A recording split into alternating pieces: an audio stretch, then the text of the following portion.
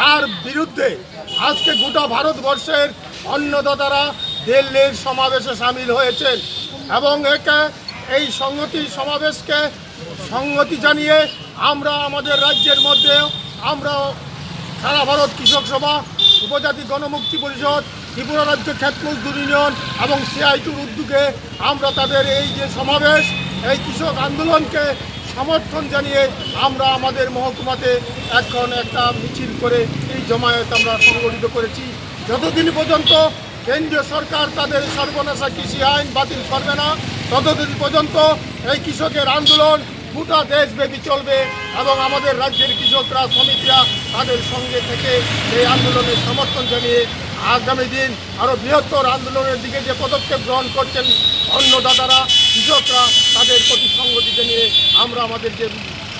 সংক্ষিপ্ত সভার কাজ এখানেই আমরা শেষ করছি। ইনকলাব।